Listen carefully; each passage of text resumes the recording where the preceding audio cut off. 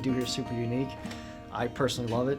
I think making saws is the coolest thing in the world. It might not be cool to other people, but I get a kick out of it every day. My name is Mike Moretti. I am the Vice President of the Sharp Tool Company and co-owner.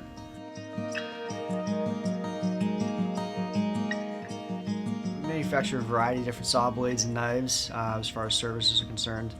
We do a sharpening service that runs all throughout New England, and a lot of times people from out of our region send in goods. So, goods get dull, saws, knives, they send them in, we recondition them, sharpen them up, and send them back like new condition.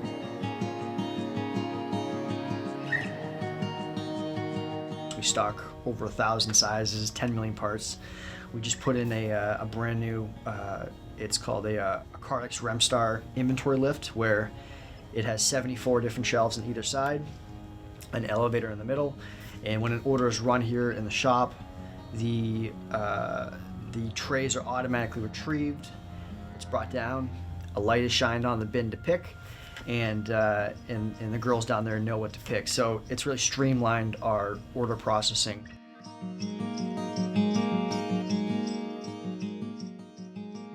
We only use machines made in Germany.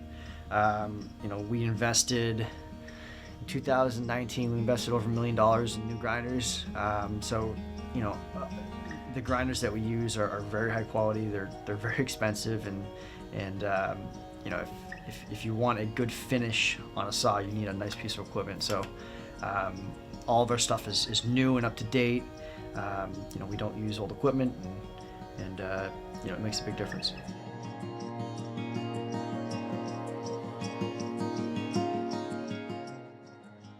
We predominantly do custom saw blades here, saws that are sort of catered towards specific applications. So, the sales rep, myself, or whoever else will take the order on the phone, and it's all really built around what the customer's doing, what they're cutting, what their feed rate is, their speed, their RPMs. All these different variables go into how the saw is designed.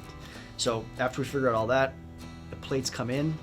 They're unique to that customer most times. And the first thing we do is we grind the C pocket, which helps with the brazing of the carbide. After the C pocket is ground and it's rough, we send it over to brazing. We still braze by hand, as well as using CNC machines with loaders.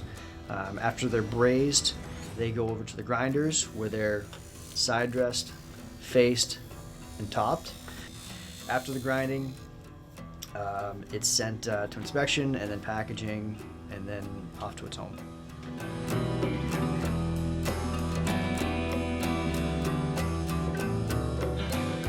Anywhere from 1.5 to 52 inches. Some of our equipment can't handle the small or larger saws.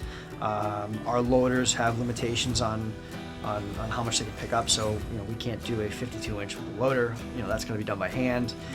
Same thing with the smaller saws. Some that's more manually intensive, so it really depends on the saw. But our ballpark saw is always, for the most part, being loaded with robotic loaders. I would say right now is probably, in 15 years, the most challenging point of our ability to run a business. In 2008, it was certainly challenging with the recession, but now it's a whole new set of challenges. It's like a recession on top of all of these restrictions and other things that everybody's facing. So, we've been preparing for this for a long time, and financially we've been ready for it. So, the goal is to not lose any personnel here, keep the cash flow tight, and continue to try to get product out the door.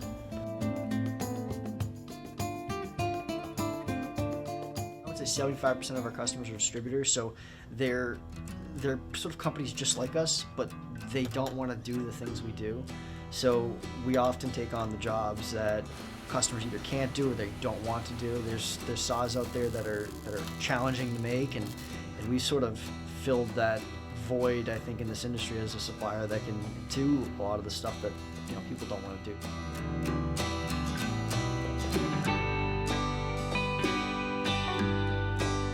there's a great future for us. We do, like I said, a lot of custom saws, so saws that are built specifically towards unique applications. That can't be done overseas. It's never going to be replaced here.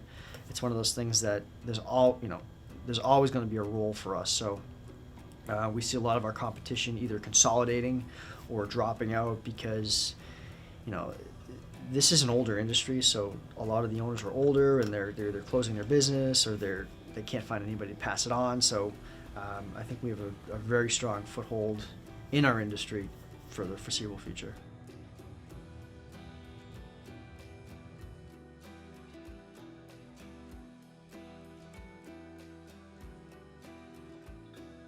Anything that has an edge, we can grind it here.